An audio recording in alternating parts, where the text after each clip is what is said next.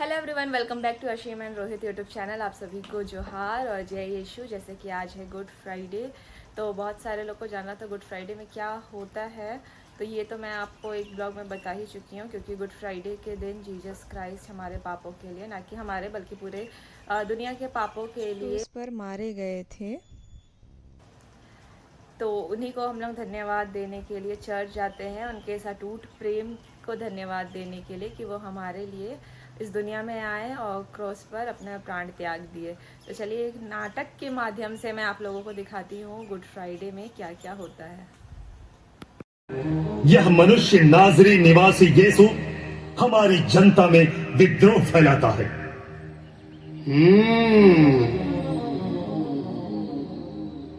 क्या ये लोग जो कह रहे हैं सही है? इसके पास जवाब ही नहीं है। इसे प्राण दंड दीजिए।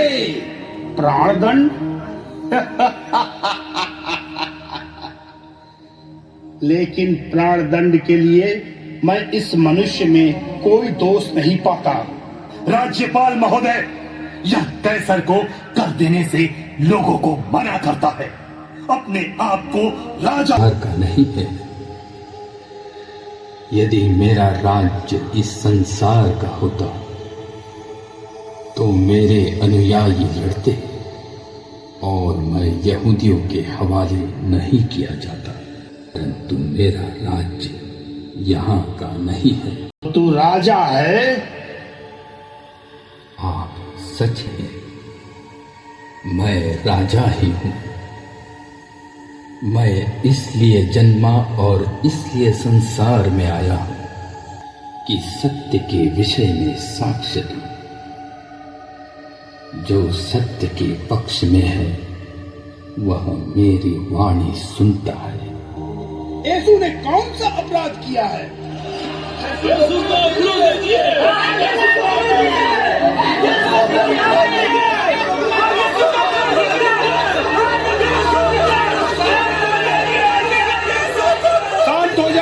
शांत हो जाइए।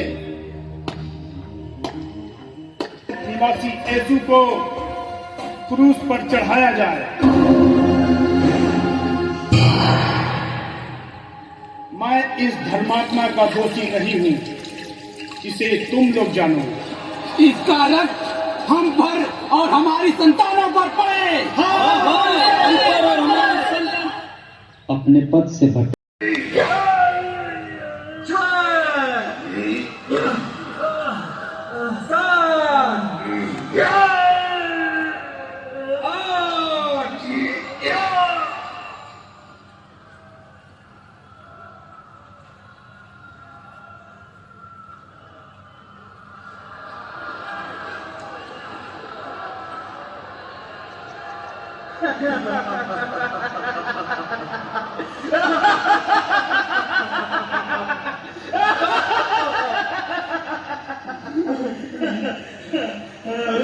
अपने आप को राजा कहता है।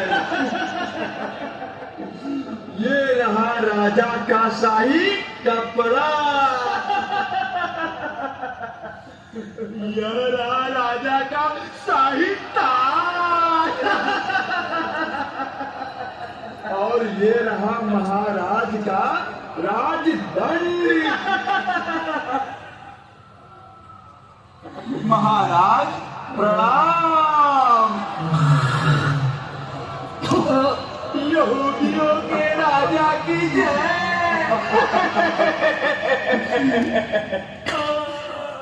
यहूदियों के सम्राट की जय हो।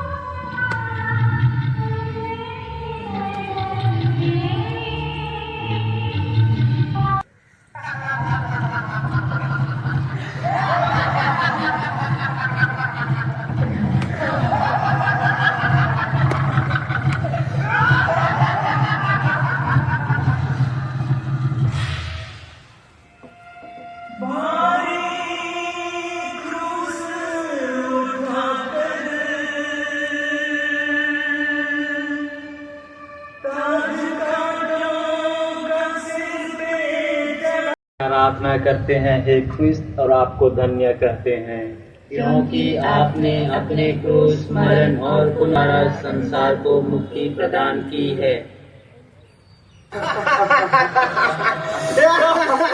उतारो कपड़े उतारो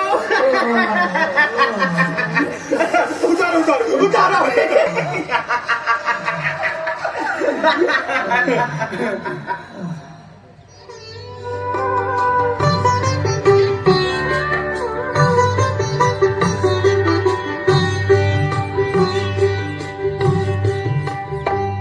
तेरे पाप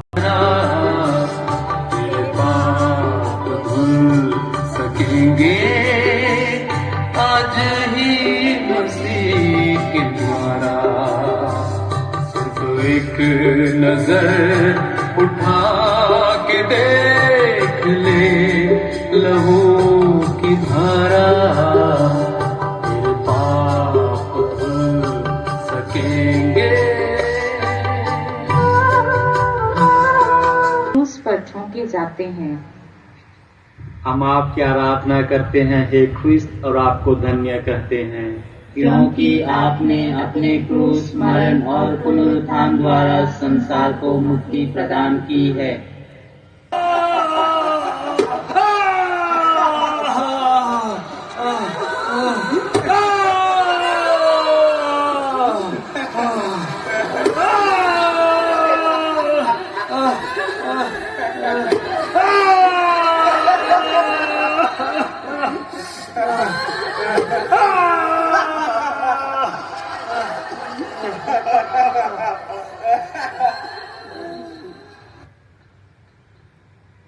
वह फूलों की सेज नहीं थी, वह था मानव का क्रूस रूपी कठोर हृदय।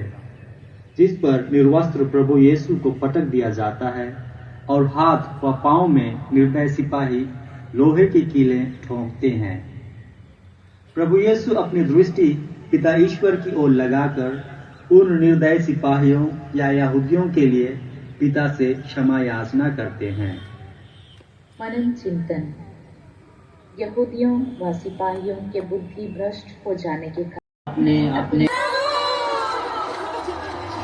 वे यीशु को ले गए और वह कलवारी पहाड़ पर अपना क्रूस ढोते हुए खोपड़ी की जगह नामक स्थान पहुंचे। इब्रानी में उसका नाम गोलगोथा है। वहां उन्होंने यीशु को और उनके साथ और 2 व्यक्तियों को क्रूस पर चढ़ाया, एक को उनके दाएं और दूसरे को उनके बाएं। जनता खड़ी होकर यह सब देख रही थी। नेता यह कहते हुए, यदि ये ईश्वर का मसीह और परम प्रिय है तो अपने आप को बचाए। सैनिकों ने भी उनका उपहास किया। वे कहने लगे, यदि तू यहूदियों का राजा है तो अपने आप को बचा। उधर से आने जाने वाले लोगों ने भी यीशु की निंदा की और सिर हिलाते हुए यह कहा, ऐ मंदिर ढाने वाले और 3 दिनों के अंदर उसे फिर से बनाने वाले, यदि तू ईश्वर का पुत्र है तो क्रूस से उतर आ। यीशु ने कहा, हे पिता, इन्हें क्षमा कर, क्योंकि ये नहीं जानते कि ये क्या कर रहे हैं। यीशु की माता, उनकी बहन क्लोपस की पत्नी मरियम और मरियम मगदलेना उनके क्रूस के पास खड़ी थी। यीशु ने अपनी माता को और उनके पास अपने उस शिष्य यूहन्ना को, जिसे वो प्यार करते थे, देखा।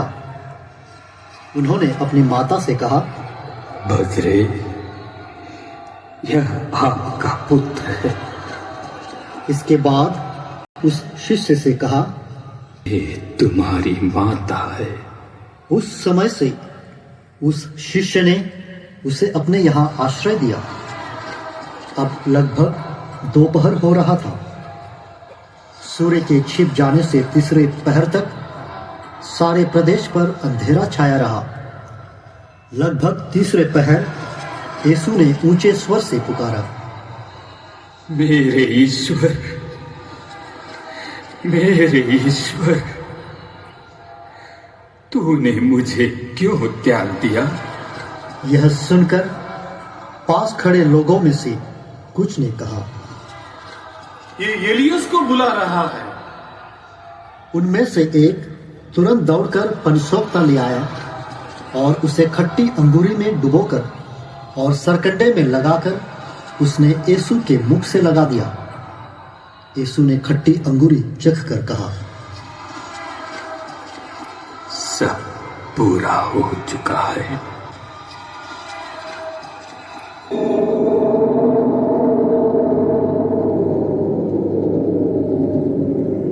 हे पिता, मैं अपनी आत्मा को तेरे हाथों सौंपता हूं।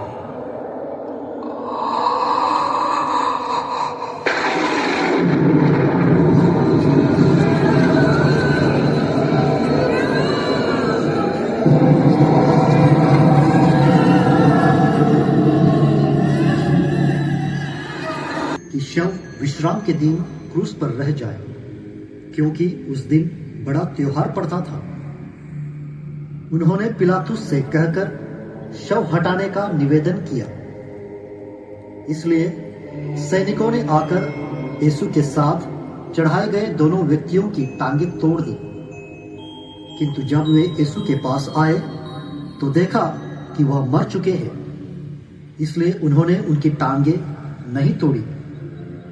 लेकिन एक सैनिक ने उनके बगल में भाला मारा और उसमें से तुरंत रक्त और जल बह निकला। यह सब इसलिए हुआ कि धर्म ग्रंथ का यह कथन पूरा हो जाए। उसकी एक भी हड्डी नहीं तोड़ी जाएगी। और दूसरे कथन के अनुसार उन्होंने जिसे छेदा वे उसी की ओर देखेंगे। वहां उपस्थित सब लोग यीशु की मृत्यु की इस घटना को देखकर अपनी छाती को पीटते हुए लौट गए। स्वर्ग राज में सर्वो